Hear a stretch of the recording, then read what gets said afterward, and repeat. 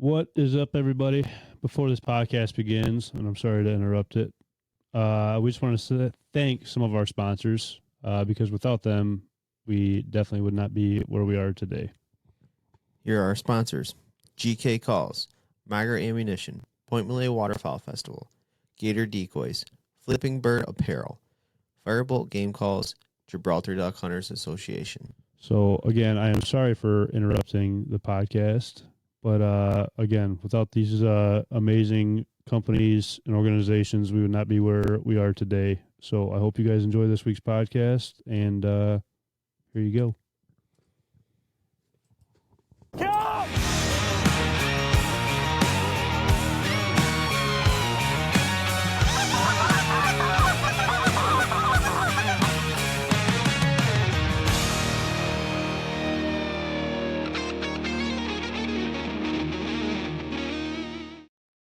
What is going on, everybody? Welcome back to another Great Lakes Outdoors podcast. Me and Chris are sitting here. Chris, how's it going? It's going. We got some new mic stands. I know, and I feel horrible for our guest today. We've been late off the. It's been, I don't know. It's been a day. It's been a Monday. It's been a Monday. That's the best way to put it. But we're sitting here with Austin, the owner of Duck King Decoys. Austin, how's it going, man? Good. Great to be here. Thanks for inviting me, guys. Yeah, of course, man. I think I reached out not that long ago to you about actually the festival, correct? Yeah, the festival. Yeah, you guys reached out about that, and we're gonna end up being there. So That's we'll awesome. see you guys in person. That'd be awesome. Yeah, that's awesome. It should be a good time this year. We're slowly amping it up better and better every year. So hopefully it reaches your expectations, I guess, for around here. Well, I guess even coming to the podcast studio and hopefully doing another podcast with us, and that one being on time since you're here, it'll go better for us. Yeah. But who is Austin? What is Duck King Decoys? Tell us a little bit about yourself. Okay, so Duck King Decoys, we started it, like I told you guys a minute ago, 2022. We really started releasing our decoys last year, but the ultimate goal was to sell a high-quality decoy without a high-quality price to guys like myself. I'm sure you guys too, after talking to you guys for a minute, guys like us, we work all week, primarily hunt on the weekends, and not everybody wants to spend $200 on a dozen decoys. Right. So really we're trying to sell to guys like us. And then our ultimate goal, which we're working on right now, is we're trying to invent a decoy that actually swims in the water using a GPS sensor on its own. Oh, wow. That'll be cool. Yeah. That is super interesting. Yeah, so we've been testing that a lot lately, refining a lot of things. Unfortunately, we are kind of a ways off from being done because I want it to be perfect. Right. So I want it to be a product that I would feel confident buying myself. So we're not going to put it out until we feel that, but that's the ultimate goal of Duck King Decoys, is to release the Duck King Decoy. I mean, a lot goes into that, obviously. I'm assuming it's just puddle ducks, correct? For right now, yeah. Eventually, we'd like to tap into diver ducks. But for right now, yeah, it's all puddlers.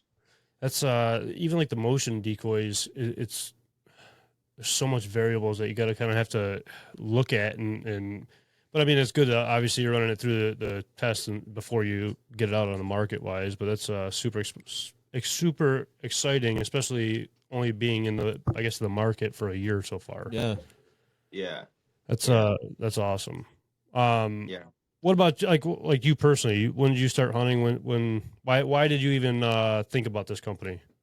Well, I've been hunting like most hunters have my whole life. I actually grew up hunting mostly deer and actually rabbit. My family, we raised beagles our whole lives. We always were running beagles, hunting rabbits. And it wasn't until about, I don't know, maybe less than 10 years ago, I got into duck hunting on my own. And so actually the way it actually truly started was one day I just chopped the top of a RC boat off and cut a decoy in half and slapped it on top. And we were using that to swim in the water. And I was like, well, what if we made something that swam on its own? That spiraled into launching our own decoy line. We've actually ended up launching our own silhouette line. Mm-hmm. And this year we're going to be launching our own goose silhouette line as well. That's really cool. I did see that the silhouettes, they look really good. Yeah, so our silhouettes, they're fully flocked. They're super thick. And then our goose silhouettes will end up being fully flocked as well. I feel like that's a night and day difference right there. I was just going to say that's a big difference. It is, yeah. We had Sean on, and he said that's like the biggest thing for silhouettes, like having the wholly like fully flocked decoys. I mean, like I said, for silhouettes wise, just make that much of a difference. There's no glare on it because every time I use silhouettes, which Chris knows, I hate them. Yeah. I always felt like there was like a little shine to them or something. Yeah. But that flock eliminates that. Yeah, right, You know? right. So that's awesome, though. That's awesome. Yeah. We need to get you some ducking decoys then. That way you can start to like them. Yeah, no kidding, man. That's Yeah. I don't know. We'll check them out at the festival. I'm interested in seeing them in person. Oh, for sure. Yeah. I I'd like you guys to. silhouette. And they feel great too. Like everybody, I think I got some over here. Like just the way these things feel, dude, is like everybody who walks by, even like when we did the indie show a couple months ago, and there's a lot of deer hunters there. But when people walk by, they always want to touch them just because of the way they feel. Like they don't feel like flocked silhouettes I've held in the past. So I'd like to see what you guys think of them for sure. Yeah, no, that's exciting, man. That's exciting, especially like the silhouette game, being stand out already. Just the feel of them, or like the texture wise. I mean, being different obviously is number one for anybody in the outdoor industry. No, that's awesome though. That's awesome. Have you thought about just like black silhouettes at all? Yeah, so I've actually created samples of all black goose silhouettes. I don't think we're gonna end up launching them this year, but I am gonna test the market with maybe a few sample packs of them and see how they do. But we do have all black, like in the chamber, I guess we would call it, like ready to go. And those ones look really good with the flocking because it's like a jet black. Like there's no glare, no nothing. It's a jet black decoy, and it really stands out. That's awesome.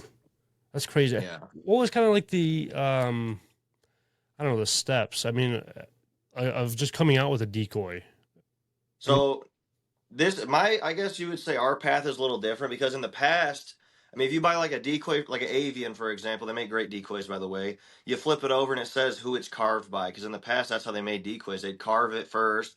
They'd make the mold based off that. But now we have technology. So that's kind of the path I took. You know, I don't carve decoys and things like that. So we designed one using, you know, like a AutoCAD kind of, you could call it. And then so what we ended up doing is finding a manufacturer who we could have a mold made. And thankfully, I have a family member who knows how to make those. That's what he does for work. So he kind of helped us tweak that a lot. Okay. And right now, unfortunately, we only have one position for our floaters for the drakes, and then the hens are in a different position. But we hope to probably next year launch a full different position pack. No, that's cool. So is it like a CNC machine kind of thing? Sorta, yeah. So it's a 2-piece mold, yeah. Okay, I gotcha. I get what you're saying. I've always wondered about doing something like that. Like if you get a taxidermy duck and 3D scan it and then put it in that AutoCAD and see how, you know, how accurate it would look after it's molded and everything like that. Yeah, I would wonder. Yeah, that would be actually. I mean, that's probably as close as you could get to a real duck too if you scan that. So. Yeah. Yeah. Now, what kind of material is your decoy? So they're hard plastic. I got some sitting right here actually. So these are our hens. Our hens, they're fully flocked. Right. Yeah, the hens are fully flocked. This one's actually a damaged one. That was damaged in shipping. That's why it's sitting here. But they're hard plastic. They're not foam filled, unfortunately. Some people like foam filled. Some people don't. And then our drakes, they just have flocked heads. I don't have one sitting super close here, but the heads on them are only flocked. But the bodies have like, let me see if I get one more. Here we go. The bodies have like, our bodies are super detailed. That's so good. Yeah, but they're and then like I said, these are fully flocked. Yeah. But they're just hard plastic decoys. I would say they're probably 3/4 of the weight of a standard decoy you would buy at the store, which is what I wanted because a lot of guys like us, the areas we hunt, they're hard to get to, and we're packing in decoys and we're toting them out there. We're going through woods, through marsh, through swamps. So I wanted something that's not super heavy for everybody to carry out there, right, but still big enough to draw in birds and durable enough. So, and we've checked all those boxes so far. I was just going to say, like the foam filled, yeah, it's great and all, but at the same time, they're heavy. Yeah, they get heavy, obviously, after a while. You're walking in a couple miles in, it's like shit. Right. I should have. And with puddle ducks, I would say from my experience, different divers, you're not really shooting into the decoys as much like you are with diver ducks. Yeah. So your odds of actually, we've never shot a decoy. So for us, at least, our odds of hitting the decoys isn't super high because they're not coming in diving like your divers are. Yeah. Right. Man, I remember one time we were out goose hunting, and we mainly just field hunt up here. I mean, we grew up on the water and stuff, bird hunt. Not grew up, but started out our careers, I guess, on the water. A guy showed up in the field in the morning, and it's like, well, I'm not going to call the farmer at 4:00 in the morning and cause havoc because we'll both get kicked out of this piece. Mhm.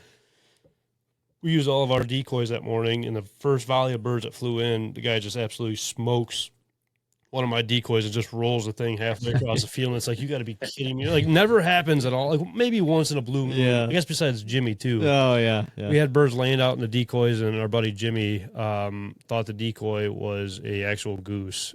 And I think the goose decoy got it more than the actual goose did. Yeah. I don't know. There's so many different options for decoys, though. I feel like that's what's got to be even too. Yeah, that's a little bit of competition we run into as well. A lot of people, depending on where we like to do shows, so depending on where the show is, you get people asking about different types of birds. Right. So I'm sure when we go to the Michigan Expo, a lot of people they'll be asking for diver ducks. I know you guys hunt divers on the big lakes over there. Oh, it's big over here. Yeah. So we ran into that at Wisconsin last year because a lot of those guys over there, they hunt the northern side of Lake Michigan, and they're all hunting divers. Most of them actually, from what they told me, they end up just spray painting decoys that they've owned black and tossing them out there though. A lot of guys do that up here. Now, is that maybe an option in the future for, and I guess asking these kind of questions, I'm not trying to have you give away too much info. So if you don't want to get too deep into it, we don't have to, obviously. But you're good. Go ahead, ask away. Is that a thing in the future, like where you might go to just straight black? And I mean, that's so I've thought about it because I haven't seen it. It might be out there. I don't know. I haven't seen it, and I do check out other companies just see what they're putting out there. Right. I haven't seen an all black flocked floating decoy yet. I've seen blacked out decoys. Yeah. And we thought about tapping into that, but the only reason we didn't was because I noticed that those companies got a lot of backlash because a lot of people were saying, why am I going to pay money for all black decoy when I could just spray paint it myself? Yeah. So, and I get it, I mean, a $5 can of spray paint and decoys that you're going to toss away. I get it, so I don't know if we got a good response off of like a sneak peek of them maybe, but for right now, no, we kind of pushed that idea way back on the list of things we want to launch. That makes sense, though. I mean, I don't know. Just those blacks stick out so good in the They water and definitely do. even in the field. I think if you had a fully flocked black duck, I think that would go very well. Yeah, I mean, sometimes I'll throw just black ducks out in the field wise, even though we don't kill a lot of them around us, but just for visibility purposes, obviously, like they just pop, you know, and I don't know if enough people do that, I guess, or realize, in my opinion, a hen mallard is almost like a useless duck or a decoy in a cornfield or in a marshy habitat that you're hunting, because it's so, like, it just blends so easily. So why not throw?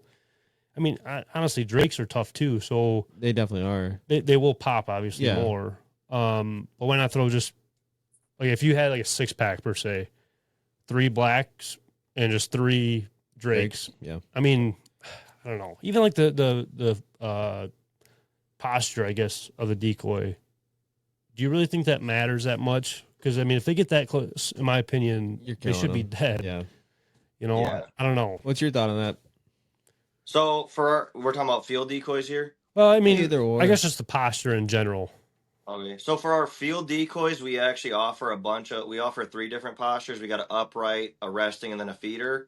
Have I ever had like ducks flare because the posture of my decoys? I don't know, So I've heard, we hunt with some guides out of Arkansas a couple times a year, and one of the old guys, he says that this is his saying. He says they're either coming or they're not. Yeah. So if that's what you live by, I mean, I could see that being a reasoning that they're either coming or they're not. If they see your spread and they like it, So I don't know. So it's funny you brought up the drakes and the hens thing, though. I did want to touch on this.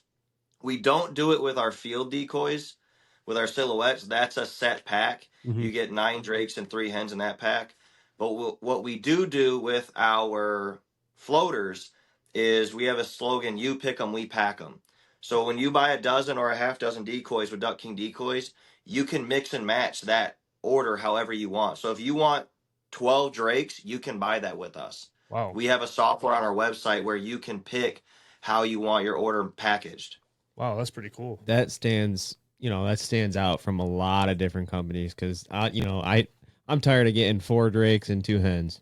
Yeah. Yeah. For sure. Sometimes I want And something so more the different. goal eventually is to offer different species of ducks, and you can do that with all of them. So let's just say 10 years from now, we're where we want to be as a company.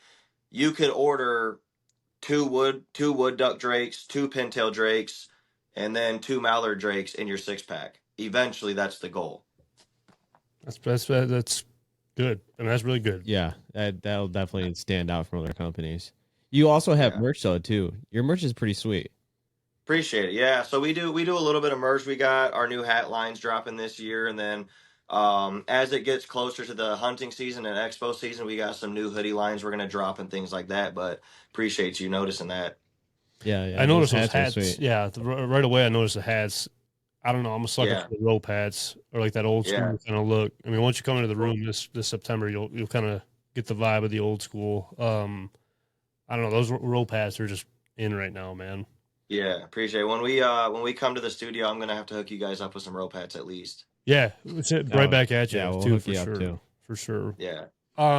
What are some of the biggest ups and downs you've faced? I mean, starting off, rabbit hunting and then getting into waterfowl hunting and then, making the giant jump of I'm going to be a decoy maker basically. Yeah. I mean, there's got to be some huge jumps even after making the decoys, just standing out wide. What are some of the biggest obstacles you've had to overcome?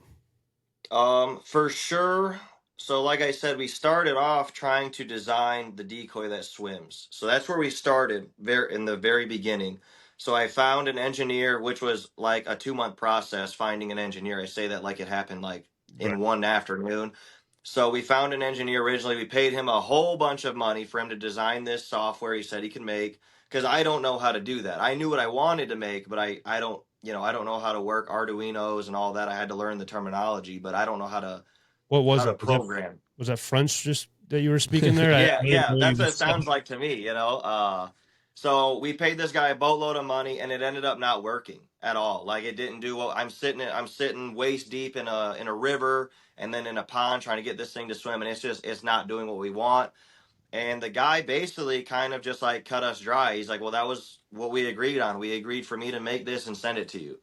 So we struck out there. Long search process later, I found a really good engineer that we're currently working with. He is awesome. But we originally opened up the project. We paid him his starting fee to start on the project. Then about 8 months in, he was like, "I'm going to be honest with you," which I appreciate honesty, but he's like, I can't do it. Like I've been working on it. He's like, "I can't figure this out." He's like, I'll try and find you another engineer who can possibly find it, who can work on it. So he did, but this person was just so expensive that I'm like, we'd have to sell 1,000 of these just to break even, and that doesn't even include making the decoy itself. Right. So I kind of put it on hold and focused on our decoy line, which I feel good about because I kind of put all my energy into that, and we hit a home run. I mean, we sold out. We went to the Wisconsin show last year, and we sold out in 2 hours, and like that felt awesome to do. So we put that on hold. We focused on our decoy line, and then he messaged me actually about, I don't know, 5 months ago, and he's like, "Hey man, like, feel really bad about Ken and the project. I loved your passion." And he's like, I want to reopen it if you're okay with that. So me and him sat down. We talked about what we want to do. And he's been working really hard on it lately, and we're getting close. I mean, we're really close. We've got the decoy swimming in a circle. So what we want it to do is we want it to swim in either a 5-foot or a 10-foot radius circle. So the user, which would be the duck hunter, will be able to set that and then put it in the water. It'll swim out to the starting line and it'll start swimming in a circle. using a GPS, no strings, no nothing. You just put it out there. That's crazy. That's insane. I've never seen anything like that, and that's a great idea. So I would say those are like if I were to say the major up and downs, I would say that was it to, spend all that money starting and then trial and error. But I mean, it is what it is, I mean, that's what it takes. And if you talk to almost anybody who's ever made it in any industry, there's ups and downs and there's setbacks. So I kind of take it all in. And to me, it kind of means I'm doing something right if I'm experiencing that. For sure. I mean, it's all about how you overcome those obstacles, right? At the end of the day, I mean, staying positive. And we got a buddy that has a decoy coming out. He was supposed to have it out honestly 3 years ago for snow goose hunting, and had some guys that said they were gonna be able to do it, just knock it out of the park, this, that, and the other. Well, he still doesn't have it out now. Just been beating his head against the wall, and it's there's so many different variables that go into creating something and taking your vision and just putting it out there into an actual product, and then feeling comfortable enough to giving it like selling it. It's I don't know, it's tough. Very tough. Yeah, no, for sure is. And I hope whoever he is, I hope he gets it out soon. I really do. You'll meet him. You'll meet him at the festival. He'll be at the show. I'll Awesome. Yeah. He's a really good dude. I felt bad for him.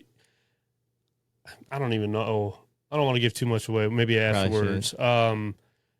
It's gonna get there. I've never snow goose hunted, so I really don't know how they feed or anything like that. But it's kind of like you. Like, he just got the passion behind it, and kind of leads me to another thing where it's very hard to even find the same people with the same passion to spend that much time and effort and money into building your vision. It's got to be tough. Find like an engineer, per se, is what I'm saying. Have you found that that's taken away from your hunting at all, or no? What was that? Have you found that's like taken away from your hunting? So at first it did a little bit. So it would be the 2022 duck season. So every product we launch is a year after I designed it, because what I like to do is I design it, I make a sample pack for myself, and I test it, because I'm like, I'm not going to use something that's not tried and true. And I found that, like, in my efforts to create content and try and get like good shots of things and things like that, it just took away from why I started, and that was getting out there and hunting. Like, I found myself not enjoying the sunrises over the water out of the duck blind and things like that. So this year I really took like a step back, and I was like, no, like, I'm going to actually put hunting first and then put the decoys and all of that second. And I found that not only did I make like a little bit better content, but I enjoyed hunting again, which is the reason why we all start doing this in the first place. Yeah. Yeah, it's good. I mean, you can't lose your the main passion. Yeah. Well, like where you start, like your roots, per se, right? I mean, you got to always kind of stay grounded, and but it's tough. Content is tough, man. It really is. You get caught up and just like shit. Yeah, like I was turkey hunting this year, man. It's like, okay, we should do this, we should do that. Tomorrow I'm gonna pick you up and start the video off this way, whatever it may be, and then before you know it, it's 2:00 in the afternoon, and you're cussing out a stupid turkey that beat you all day. Yeah, and it's like, we didn't even get any content today. Like, what even happened? It's just, you get caught up in the moment, and not enough people take it or like appreciate good content, good quality content, I should say. Mm-hmm. You turkey hunt at all? So I went last year. So I live in Illinois, which is the absolute worst state in the United States to turkey hunt. Not because of the turkeys, but because of the permitting system. So I don't know how it is in Michigan, but I know how it is in Indiana and in Wisconsin, where you can just get like a over-the-counter turkey tag and go and turkey hunt, right? Mm-hmm. So in Illinois, it's a lottery, first of all, and there's 5 turkey seasons. And each turkey season is only 3 days long. Whoa. And you can only hunt from 7 in the morning until 11 a.m. So let's say you apply for first turkey season. You're applying for, I think it's Wednesday, Thursday, Friday. And then, so second season will be Saturday, Sunday, Monday. Third season will be the following, Tuesday, Wednesday, Thursday. So let's say you pull a tag. Let's say you win lottery 2, but now your boss wants you to come in and work. You're screwed. You're screwed. And then let's say you do like me, and this year I don't even get pulled. So it does kind of sucks. But I do have 2 buddies who are like they're huge into turkey hunting. That's what they do. He loves turkey hunting. He always goes out and kills turkey every year. I went with him last year because I got a tag. We had him come in close. We never killed him, but would I call myself a turkey hunter? No. But will I go turkey hunting? Yeah, I'll hunt anything that walks or flies. Right. I mean, especially it's Yeah. kind of like you're passing the time almost. You know what I mean? Yeah. It's I enjoy turkey hunting probably more than waterfowl hunting, as crazy as that sounds. But if I was living where you're at, I'd probably be in the same boat. I mean, that's got to be tough Yeah. to just get involved with it all. Mm-hmm. Yeah, it's tough to just, like I said, just to even start. It's like you could buy all the stuff and then not even get the opportunity to go, you know? That could be an option though in the future. Good old Duck King turkey decoy, even though it's Duck King, but it could be a Yeah. turkey decoy. Yeah. Yeah. Yeah. Nice. I had one of my buddies, he actually reached out to me who I sponsored with decoys last year, and he was asking me he's like, please come out with a turkey decoy. And I was like, that's not even a thought right now, but maybe one day, hopefully. Yeah. That's another tough thing though too, even with turkey decoys. Not to get off topic of your own decoys, but like the motion decoys, we're not allowed to use motion here, but they sell motion decoys all over the place, Yeah. and Yeah. I don't know. That's tough in itself. Yeah. Every state has its own thing. Yes. I don't even want to get. That's a rabbit hole that I don't even want to get us into. Yeah. What are some of the coolest stories? I mean, your decoys have got to be kind of all over the place. Have you heard feedback of stories or I mean, there's got to be some memorable hunts that people have posted and sent you or whatever. I mean, that's got to be just a cool feeling for us, even for our shirts going out to like the what was it? I think it was like 2 years ago. We seen some of the guys from Migro wearing our shirt at NWTF. So it's like, holy crap, like that's awesome. You know? That's awesome. So Yeah. have you heard anything back from some of your consumers? Yeah, so I actually have it set up on our website for people to leave reviews. So we have gotten feedback on there, but I have had a few people reach out to me personally. One guy actually reached out to me, sent me a long message, and he said these decoys are so nice, like I don't even want to use them. He's like, I actually went out and bought a slotted bag to put them in because I don't even want to use a mesh bag. So that was cool to hear. And then last year, what we ended up doing was an outfitter that I'm pretty familiar with in Arkansas. I was like, hey man, let me just send you some samples of what I got. Let me know what you think. So I sent him our spec samples, which we don't sell specs, but we do sell specs to outfitters. And I'll get to that in a minute. But I sent him some spec decoys and some duck decoys. And he messaged me back about 2 or 3 weeks later, and he was like, holy crap, man. He's like, these things are nice. And I won't mention the brand that he compared them to, but he's like, these are way nicer than these ones we've been using for the last 10 years. And he's like, can you cut me a deal or whatever? I was like, yeah. I said, how many do you want? Jokingly at first, he said 5,000, and my jaw dropped, and I was like, oh, like, are you serious? He's like, no. He's like, but let's do 600, which it comes out to 50 dozen decoys. So that was really cool to just send someone a sample and for them to love our product so much that they completely just pushed all the decoys they've been using for the last 10 years aside and just redo everything that they use every day with our stuff. That was an awesome feeling, like to have someone do that. Just feel the success of it all. Oh yeah, it's huge business wise though too. Yeah. Sure. So I would say that was like the best feedback I've gotten was that, to, like I said, to send someone something and them just to be like, dude, I want to replace everything I've been using with this because I like it that much. No, that's awesome. That's such a great, the success that you feel behind. I mean, that's so rewarding, I guess. I mean, that's special, something very special. Yeah, for sure.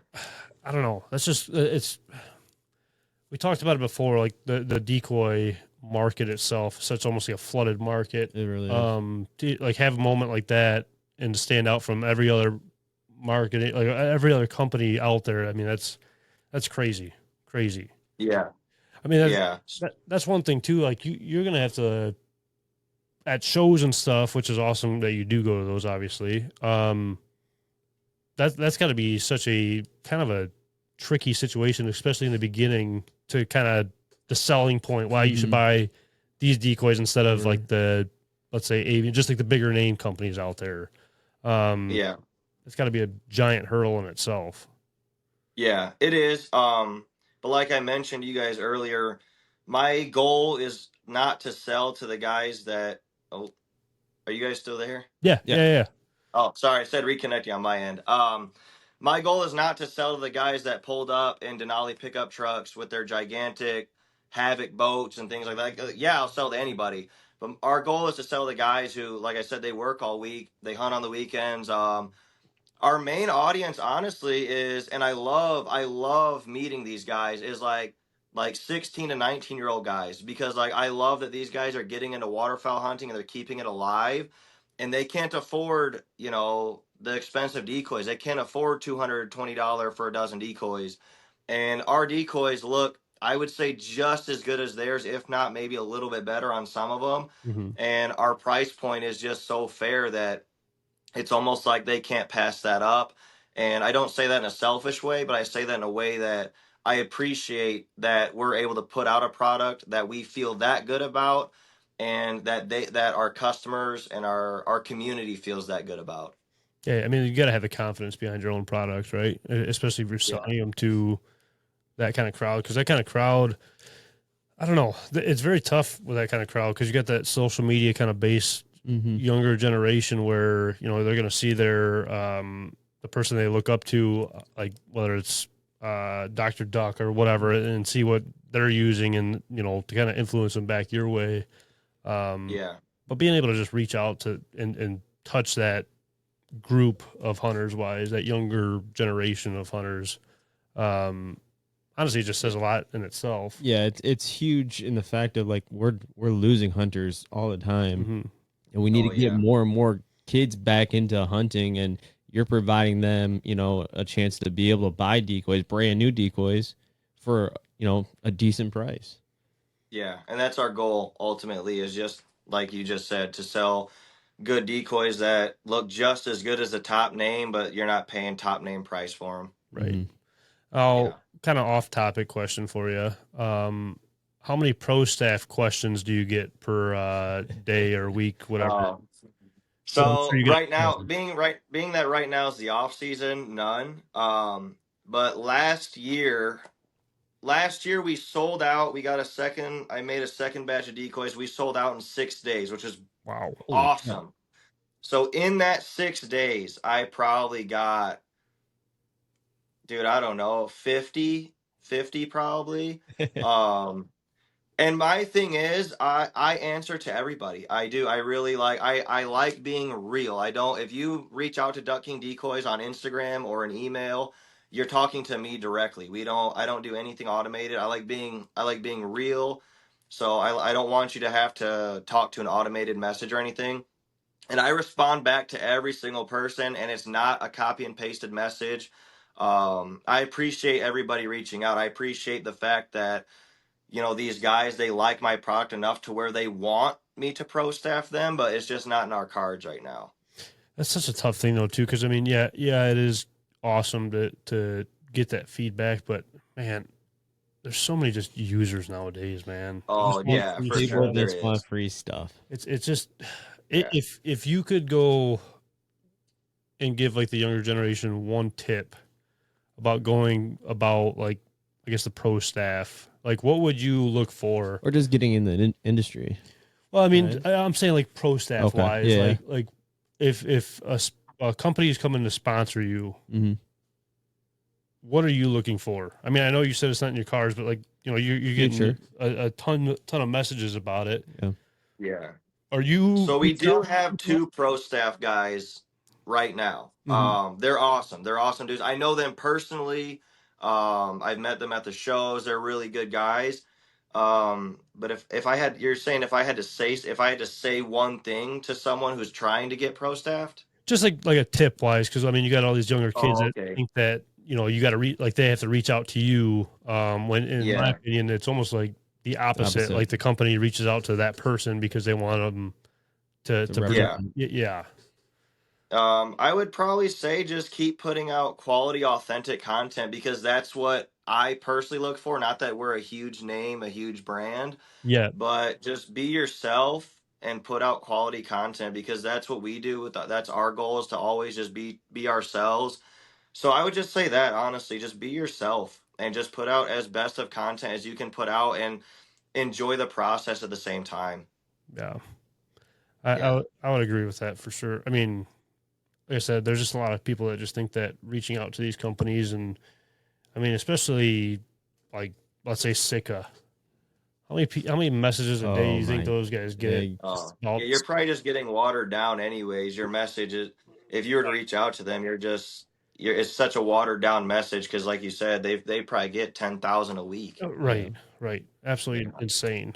I don't know. It's just like I said, I just think it's a flooded market. But what were you saying though? No, well, just industry wise, like what would you tell a younger guy that wants to get in the industry? Like how would they go about it? How would you recommend them going about it and whatnot? You're saying to get into the pro staff industry? No, just any like the outdoor industry, I would say.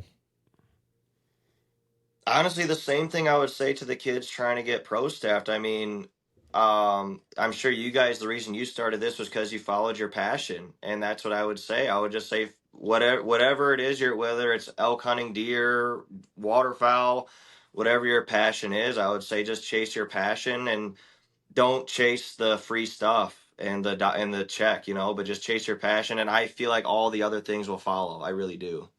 Don't chase the Instagram likes. Yeah. Don't chase the likes and the follows. Yeah. That's I feel like a huge thing. I mean, I think it's stand out though. Like you see like the people who are actually really successful and like we talk to some of these guys and they just do them. They do them. They put out good content. They don't focus on what's going to happen. They just do them and then great things do happen. Yeah, for sure. I agree with that. That's one of the biggest things I've learned off of doing this podcast, which is kind of crazy. I mean, I'll make a long story short. Like this whole podcast thing kind of got thrown on top of us where we never even thought about doing a podcast. It just was here one day. And thank God for it. I mean, I met some great people all over the country and like I said, thank God I was able to keep this thing going, or we were able to keep this thing going, not just me. But like even these bigger name guys, like was it me and you that were talking about Stahl on social media, or was it? I don't think it was you and me. No, I don't think so. Okay, but like even like with Sean Stahl coming out last year hunting with us, you grow up seeing him all over the place, and you're like, oh man, like this is gonna be. I'm nervous about it. This, that, and the other. You're freaking out, and everything's got to be like top notch, whatever. And it's like these guys are just normal guys, man. Yeah. They're just normal guys. Even from like when Mark came in, so one of the owners from Miger came in last year in October, and opener. And it was just one of those things where like you're nervous about it. You got a big name company guy coming out here, and at the end of the day, just a normal guy that just wants to get his dog out for some retrieves and shoot a couple birds. It's really refreshing at the end of the day, especially like when Sean came up. Like he's just a normal dude. And it was his birthday that day, and he didn't even tell anyone it was his birthday. No, just a normal dude just wants to hang out and shoot birds. I think that's awesome. People just got to kind of fall back on it, just realize, you know what I mean? We're all just a bunch of guys, girls, whatever, having fun, and at the same time trying to make this a career, I guess. Just follow our dreams, passions. Right. Yeah, I would say so. I agree with that for sure. So you're coming to Point Mulet this year for the first time. What other shows are you going to? So we're doing the Ducks Unlimited show in Memphis in July, and then we are doing the WMA, the Wisconsin Waterfowl show, in August, and then we have your guys' show in September. Is the Wisconsin, is that the Oshkosh? Yeah. Okay. Yep. Yeah. I've heard some awesome things about that place, man. Yeah. We had a great show last year. That was our first show we ever did last year, and that was the one where we sold out in under 2 hours. Gates opened at 8, and by like 10:15 we were out of decoys. We had none. That's so crazy. That's awesome. Yeah. So I would say that was awesome. And then this year we're really stepping it up at that show. they have a lot of great guys there, and they're ramping up their show. So now this year it's a 2-day show, whereas in the past always one. So this year we're actually going to be doing a demo and a seminar with the youth where I'm going to be showing all the kids how to set up a decoy spread for field hunting. We're going to set up a duck blind. We're going to have a few little competitions. We're probably going to have them see who can set up the fastest spread, things like that. That's awesome. Giving away some prizes. Then later on in the day, we're doing an adult decoy seminar. But what we're going to do is we're just going to turn that into a discussion. I don't really like the whole thing where it's everybody sitting here listening to one guy tell you how to hunt, because I don't think one guy knows everything about duck hunting. So we're all just going to sit there and just all talk ducks. Everything about duck hunting, everything about goose hunting, from blind setup to decoys to calling, whatever. So, and we're going to be doing a lot of giveaways throughout the day. And so we're really ramping things up at that show this year. Thanks to all those guys there are great. All the guys that run that show. So big, if they're listening, huge shout out to them for reaching out to us and giving us that opportunity for sure. That's awesome. That's awesome. Yeah. I mean, you are right though. I remember doing a calling seminar for our calling company, and it was just like, man, I hate just being up here. Like, one, I hated being on stage because like the guy's like, oh, there's a professional duck caller coming up, and I'm like, where's he at? 'Cause I'm not it, dude. Like, where's he at? Yeah. And Yeah. it just, I don't know. That's, I guess, another thing about the podcast wise, like hearing stories from all over the country, how this guy hunts, or just the good and the bad. Mhm. You learn off of everybody. You take piece by piece off of everybody, and kind of make it your own thing. So it's just, Yeah. I don't know. It's pretty cool to just listen, I guess. You know what I mean? Yeah, I think that's the biggest thing. You just got to take it all in. There's so many people that are just like, no, it's going to be this way. If you take it all in, you're going to be the better hunter overall. Yeah. I have a saying, and it's not like my saying, but I say that the most toxic saying that someone can say in hunting is, well, we've always done it this way. Yeah. Because it's like, and I talked to one of my guys from Arkansas. We're talking decoys one day, and he's like, well, yeah, he's like, all these old guys, and shout out to old guys who hunted, got to hunt in like the best duck hunting time ever, because we won't get that. Right. But he's like, they used to go out there with Walmart bags on sticks and shoot 50,000 snow geese a day. Yeah. And he's like, now you have the best snow geese decoys that exist, and they still won't come down. And it's like, if we never evolved and changed and learned new things, then we'll never improve ever, So I always like to just always be open to learning new things. We always do decoy tips on our pages, but it's like, they're just tips, like I'm always learning new things. I don't know everything. I'm just trying to share what I've learned with somebody else, because these aren't things that I thought of on my own. I learned them from somebody too, Yeah, just because they work for you doesn't mean they're going to work for a guy 3 states over. Yeah, exactly. Because we're hunting different birds, and I don't know how many times your birds have been called at and what spreads they have seen, and vice versa. So Right. 100%. No, that's big. I think that's a huge thing though. Like what we were saying, like with the older guys and stuff, like older guys, they stick in their own ways and stuff like that. And Kyle and I, we've been talking about this for a while now with some of these older guys, and they just want to do it the same way that they've always done it. Yeah. And no one's open, but it takes us younger guys to like open their minds. And, we've talked to some older guys and we've opened up their minds. They're like, holy crap, it actually works. Yeah. I mean, that's yeah, for sure. yeah, I remember my first field hunt, actually, it was, I got out there and it was silhouettes like out of plywood, just painted like brown and gray. And then he actually had like a quarter of a tire cut off, and then just had like a goose neck coming off of it. And I'm like, what are we doing out here right now? Just like, are you kidding? We drove out to New York and hunted, and I mean, we killed them, but it was just like one of those things like, you're telling me this is actually going to work? yeah, And it makes you kind of wonder though, because like for me, it's almost like a fishing lure, right? Like they used to catch them on wood and just fishing lures. They'd carve them and throw them out there and just put a bill on them. But now we're paying $15 for a crankbait or something, or 100 and something per decoy for some companies and stuff. And it's like, if you just kept it simple and just ran with it, man, you probably get the same result. Yeah. I don't know. yeah. It just back to your like the roots of it all. 100%. Yeah, for sure. I think it just depends on where you're at too. Like you said, one of the guys that I've met at my job, he used to actually guide for a lot of big names. And he said that back in the day, they would go to Southern Illinois, and like you said with the tires, it's funny you said that, they would just cut a bunch of tires in half and set them in a field. And he was like, dude, they would dig a hole with a backhoe and just murder snow geese and then just bury them in the hole. And it's like, insane. now try that, like the ducks don't even, the snow geese don't even fly in that part of Illinois anymore. So it's like, you can sit out there with those tires all day, and if there's no birds in the sky, it don't matter, Mm-hmm. That's what's crazy, man. It's just, I don't know, the actual migration patterns of these birds lately, which that's a whole nother podcast that we can get into with like the solar fields, the wind turbines, like just all of it. Yeah. It's just crazy to see everything shifting. I don't think hunting is as bad as people say it is, or No. the birds. Like I think there's still the same amount of birds. I guess the good old days are still here, but it's just we got to change it up a little bit they're in compared to what we different used to places, have to do. Yeah. Yeah. I don't know, but I kind of like that though. I mean, for me, I like the whole trickery of if I got a duck spread out there, let me throw.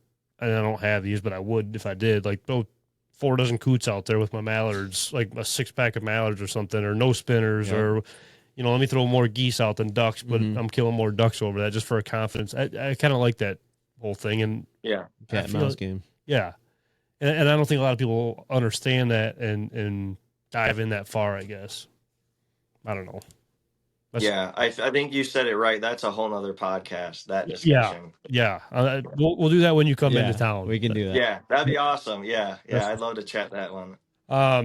Where do you see yourself? Where do you see Duck King Decoys in, let's say, 5 years? What are some of your goals? Ideally, in 5 years, we'd launch the Duck King Decoy, which is the one that I mentioned that's going to swim in the water, and I think that one will be revolutionary and change things. Kind of, I would hope to the extent that I feel the Mojo spinner changed duck hunting. Mm-hmm. I mean, that's what ducks do when they're on the water, they swim. So if we can create that as naturally as we can, I think that would be a game changer, I would hope. And like I mentioned earlier, we just hope to be able to offer all species of ducks to everybody and at a price that they can afford, and then to where they can mix and match their order how they want. Because we run into guys who they're buying 2 dozen decoys just to pull all the drakes out of it and use just the drakes. Because like you said, for field hunting, hens are almost, you don't really want to throw hens out there. If you're hunting a cornfield, a brown hen looks the same as the corn. Right. And then the same with duck hunting on the water too. So for example, sometimes where we're at, we got a lot of pressure because we're on public land. So I've even changed it up to the extent where I put out a spread of only hens before. And I'm watching those same ducks fly past these guys, and they're actually coming over to our spread because it just looks different. Yeah. And I feel like you couldn't create that reasonably without being able to mix and match your order like we allow, So that's the goal, I think, is just to sell to duck hunters a great product for a price that isn't going to kill them, and then to launch the Duck King Decoy. That's awesome. Yeah. That's going to be huge. That really will be huge. For sure. Yeah, we hope so. Well, do you got anything? Because I kind of want to leave some questions that I have for you for when you come into town, because I think that'll be a really good one. And obviously, in town, in person is always better off that way. I feel like you got to meet. Oh, for sure. Tell you that. Oh, if you did anything with beagles, we got a guy out here. Yeah, he runs with beagles. Oh yeah, he's a big beagle. I grew up with beagles. We raised them my whole life up until I moved out of my parents' house. That's yeah. You have to meet this guy. He I will. Yeah, I love beagles. That's my favorite breed of dog. You got to keep him kind of at a distance. You start talking about dogs, and he pulls out a peanut butter thing for some reason. It kind of just weird at that point. So I'm just warning you right there. Right? We're giving some shit. Just warning you. Yeah. But no, I'll sit on the other side of the table from him when we come. Yes, 100%. Maybe he's like 2 table lengths apart from him. All right. He's a good guy, though. Great guy. But no, I appreciate you coming on. You got anything else? I think that's about it. I want to save some questions for when you come in. And do you have any questions for us? I do, but I'm also thinking the same thing you are. Should I save it for when I come there? Let's part 2. Yeah, we'll save it for part 2. Yeah. All right, that's awesome. And we'll get it going on for that one. Yeah. But I All right. appreciate you coming on, man. Keep grinding out there on even like the down days. I promise you, it's worth it in the end. I feel like there's too many people that fall off or just kind of quit, when things get tough. And I can promise you, if you just stay at it, it will be worth it for you. Yeah. I mean, you got Awesome. a hell of a product, and you're going to be coming out with an even better product too. So keep it up. Yeah. I'm excited Awesome. for you. Thanks, guys. I appreciate it.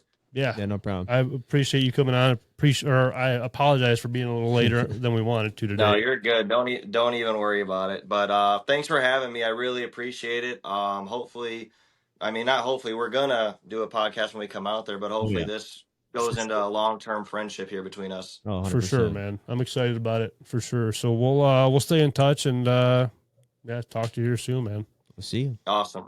Thanks, guys. Appreciate it. Of course, we'll see everybody on the next one, and appreciate everybody tuning in on this week's podcast. Peace. See ya.